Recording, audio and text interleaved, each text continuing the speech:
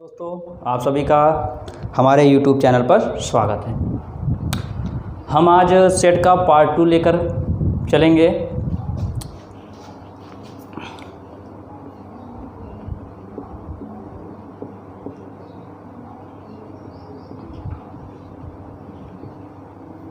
हमने कल सेट के बारे में कुछ इसकी डिफ़ाइन पढ़ी थी, कैसे क्या होता है, ठीक है।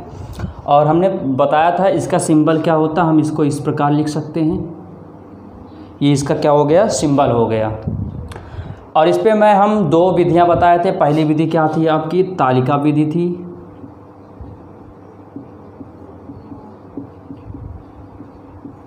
और दूसरी विधि क्या थी हमारी, गुण विधि थी।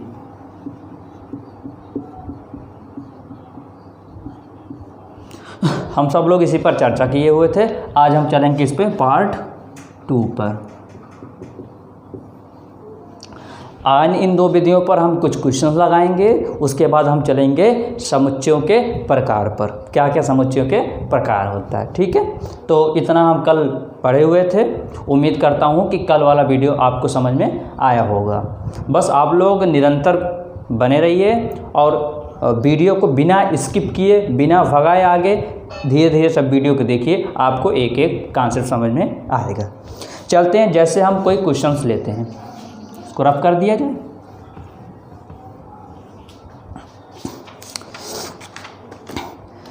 जैसे अगर हम आपसे कहा जाए, इसमें एक क्वेश्चंस है, क्वेश्चंस लिया जा रहा है। क्वेश्चन तो हमें याद है नहीं, क्वेश्चन तो लिया जाएगा भाई। इसमें a बराबर, ठीक है, x एक प्राकृतिक संख्या है। क्लियर है? ऐसा क्वेश्चन है, x एक प्राकृतिक संख्या है जो कि 6 से कम है, जो कि 6 से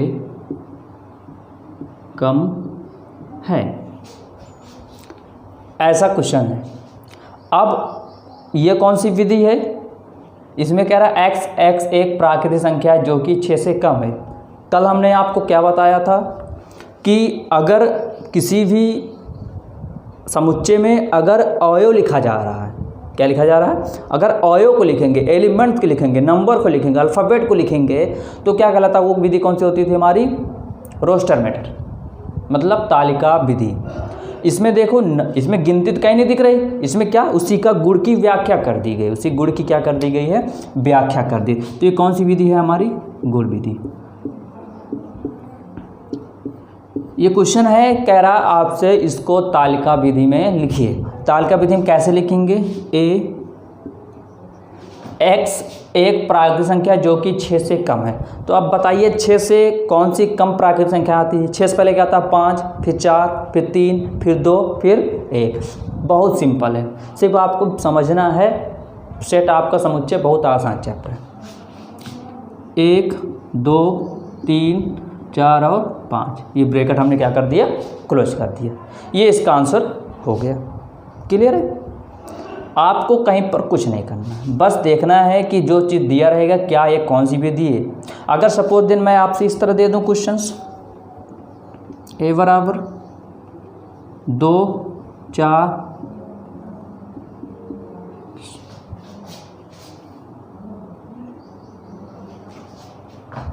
ये तालिका विधि है, नंबर लिखा गया है ना, ये तालिका विधि है। अब इसको आपको करना क्या है, किस विधि में करना है आपको, गुण विधि में।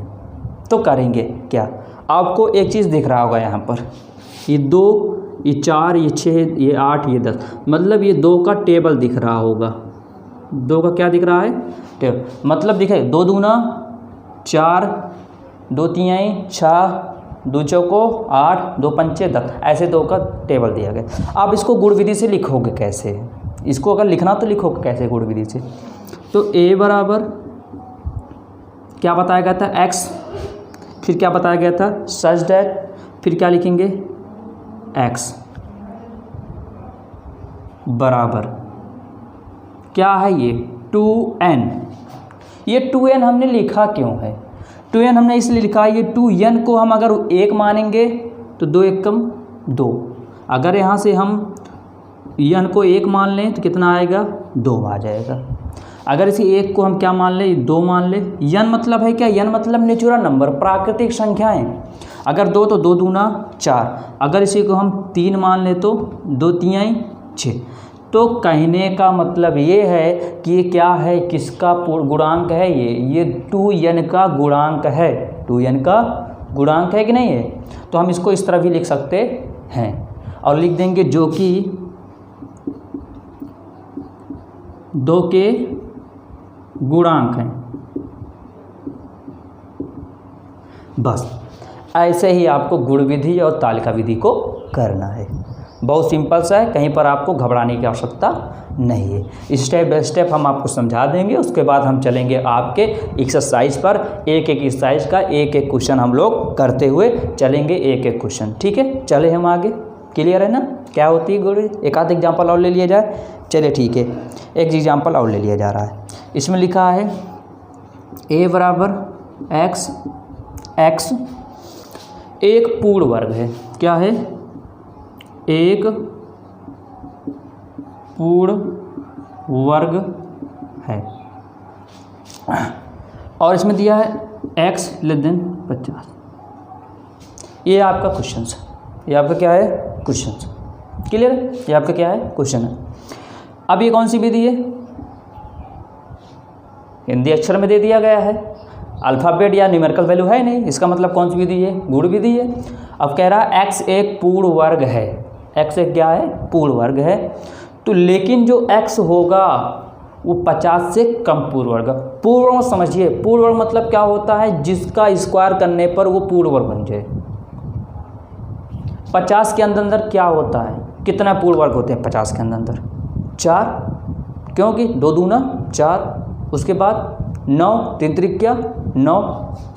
तो क्या लिखेंगे, a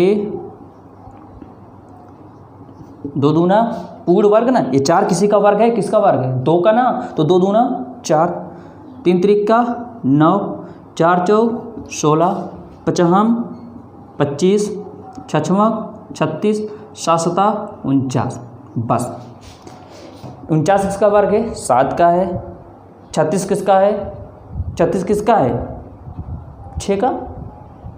25 किसका है, 5 का। 16 किसका है, 4 का। 9 किसका है, 3 का। 4 किसका है, 2 का। तो x एक पूर्ण वर्ग है, x लेकिन 50 से क्या होना चाहिए, कम। तो देखिए 49 है ना, 50 से कम है ना, तो इस तरह आपको करना पड़ेगा। क्लियर है ना, क्लियर है।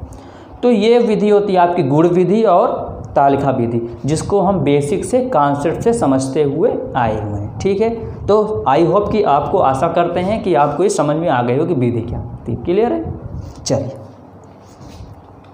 रफ कर दिया जाए। क्लियर है, ठीक है।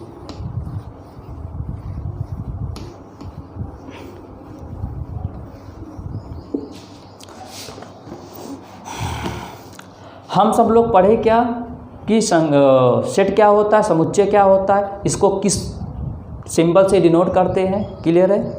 उसके बाद हमने क्या पढ़ा, रिप्रेजेंटेशन ऑफ सेट, सेट बनाने की पद्धतियाँ। 2 विधियाँ थी, हमने क्या क्या पढ़ा, गुण विधि और कौन सी विधि पढ़ा, तालिका विधि।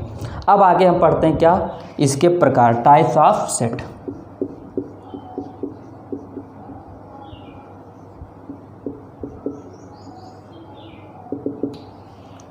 टाइप ऑफ सेट, जिसको हिंदी में क्या बोलते हैं, समुच्चयों के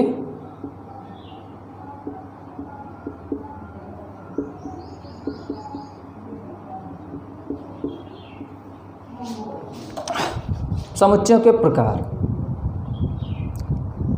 ये समुच्चयों के प्रकार, काफ़ी प्रकार के समुच्चय होते हैं, लेकिन अभी आप 11वीं क्लास में बेसिक सा समुच्चय का प्रकार दिया रहता है। तो हम आगे चलते हैं। पहला समुच्चय, पहला आता है आपका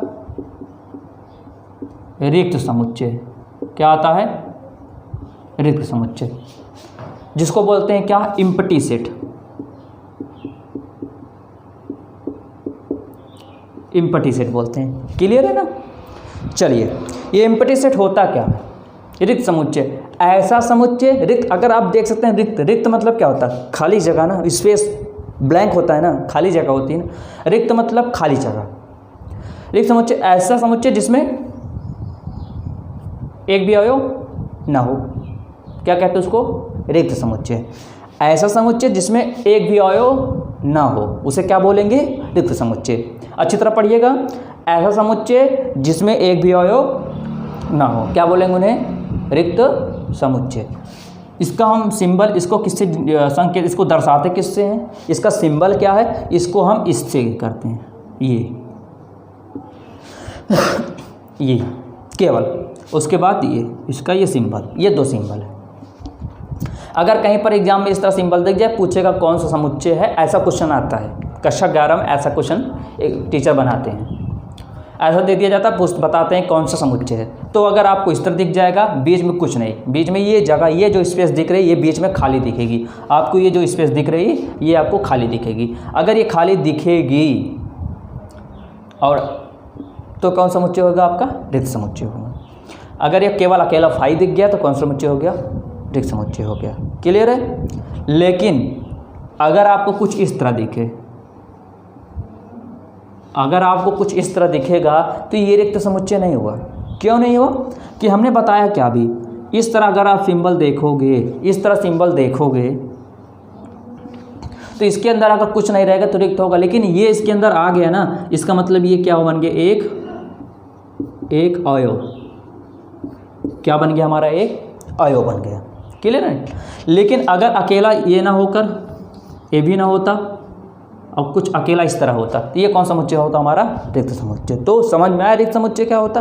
ऐसा समुच्चय जिसमें कोई भी अवयव ना हो क्या कहलाएगा? हमारा रिक्त समुच्चय। रिक्त समुच्चय को हम इससे डिनोट करते हैं और इससे डिनोट करते हैं। क्लियर है? आगे चले, चलिए।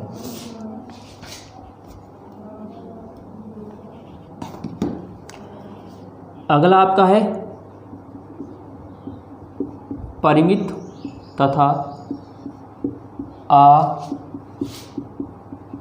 अपरिमित समुच्चय।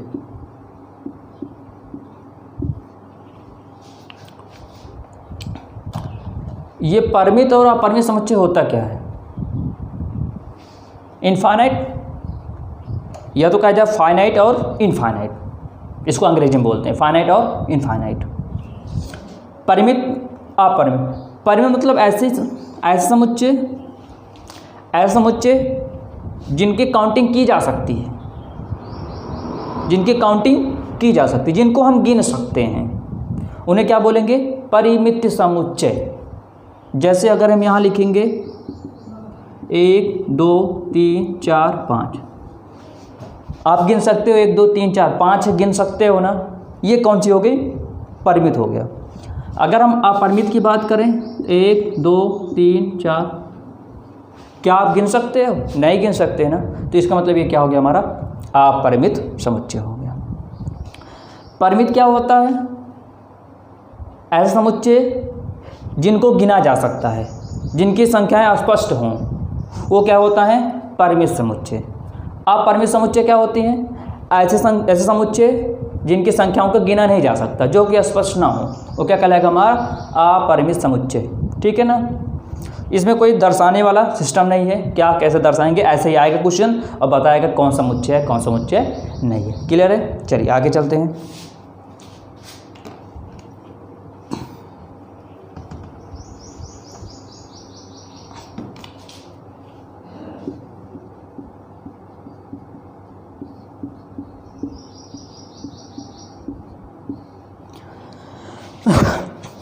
समान समुच्चय क्या बोलते हैं? समान समुच्चय, जिसको बोलते हैं क्या?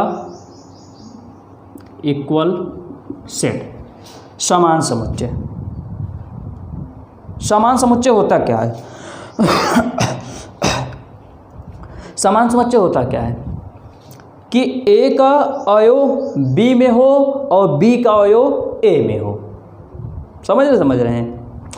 जैसे अगर हम कहें ए बराबर 1 2 3 4 5 और हमने यहाँ पर क्या लिख दिया? b बराबर 5 3 2 1 4।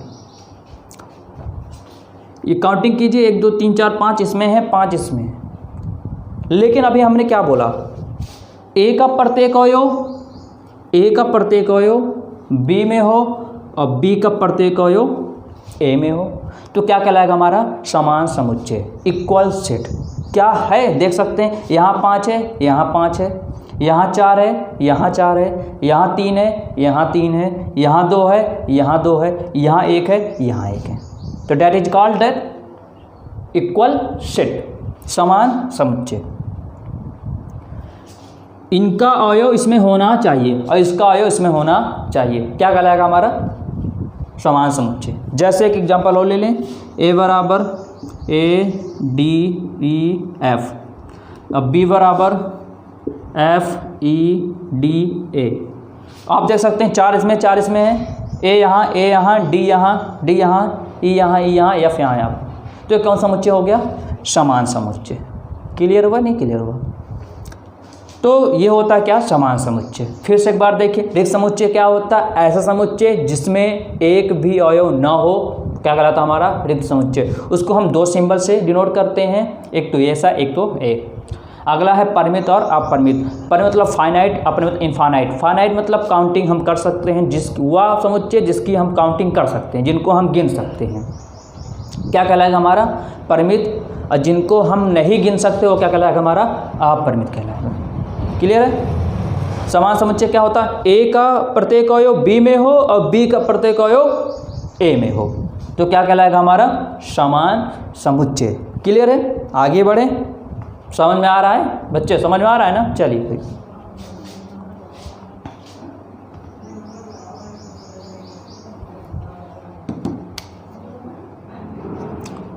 अगला आता है एकल समुच्चय। क्या आता है, एकल समुच्चय।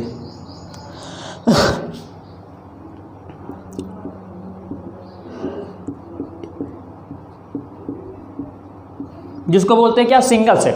क्या बोलते हैं, सिंगल सेट। एकल समुच्चय होता क्या है, वह समुच्चय जिसमें केवल एक अवयव हो। समझ में आ रहा है? समझ में आ रहा है? वह समुच्चय जिसमें केवल एक अवयव हो, वो क्या कहलाएगा हमारा एकल समुच्चय कहलाएगा। जैसे 2, ये कौन समुच्चय है, कौन समुच्चय है, ये एकल समुच्चय है। कौन समुच्चय है, एकल समुच्चय। तो ये सब समुच्चय क्या कहलाएगा हमारा एकल समुच्चय कहलाएगा। क्लियर है? क्लियर है? ये इतने टाइप होते हैं इसके समुच्चय के, ठीक है। एक होता है आपका समतुल्य समुच्चय। क्या होता है, समतुल्य समुच्चय। समतुल्य समुच्चय समान समुच्चय में थोड़ा सा अंतर रहता है बस। अगर हम बात करें 5वां का समतुल्य, समतुल्य समुच्चय,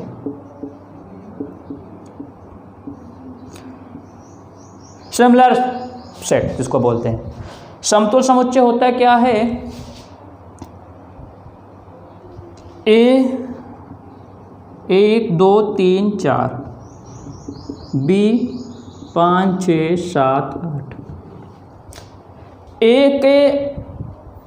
ए का अवयव बी के अवयव को समान हो, कहने मतलब जितने ए में अवयव हो उतने अवयव बी में हो, संख्या समान हो या ना समान हो, एलिमेंट समान हो या समान हो, अवयव समान हो या ना समान हो, ये क्या कहलाएगा हमारा समतुल्य। समतुल्य अगर आप देख सकते हो 1 2 3 4, यहाँ पर देखिए कहीं पर भी 1 2 3 4 नहीं आया हुआ है, यहाँ 5 6 7 8, क्या दोनों, क्या इनके अवयव समान है, समान नहीं है ना। लेकिन अगर देख सकते हो यहाँ 1 2 3 4, 1 2 3 4, मतलब संख्या इनके जो अवयव की संख्या दोनों में समान है, यहाँ भी 4 है यहाँ भी 4 है, तो इसका मतलब क्या हो गया, समतुल्य।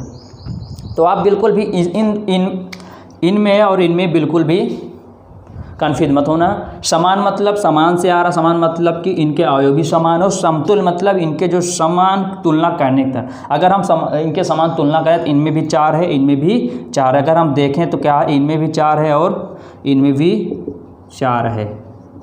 ये कौन सा हो गया, समतुल्य समुच्चय। तो आई होप कि आपको ये सेट पूरा समझ में आया होगा, जितने टाइप्स बताया गया। आगे हम धीरे धीरे बढ़ेंगे, आपको पूरा समझाने के बाद हम आपके एक्सरसाइज पर चलेंगे और एक एक क्वेश्चन पर बताते हुए पूरा क्लियर करते हुए चलेंगे, ठीक है। आपको जो भी डाउट्स हो आप हमारे कमेंट बॉक्स में आप अपने डाउट को शेयर कर सकते हैं, ताकि हम आपके कमेंट को पढ़कर आपके डाउट को क्लियर कर सकें, ठीक है। तो समझ में आया क्लियर है? रिक्त समुच्चय, परिमित तथा अपरिमित समुच्चय, समान समुच्चय, एकल समुच्चय, समतुल्य समुच्चय। ठीक है, आप लोग इतने ही घर पर जाकर नोट्स बनाइए, प्रॉपर नोट्स बनाइए। आशा कीजिए, उम्मीद रखिए, भरोसा रखिए कि आपको एक एक चीज़ समझ में आने वाला है। धन्यवाद।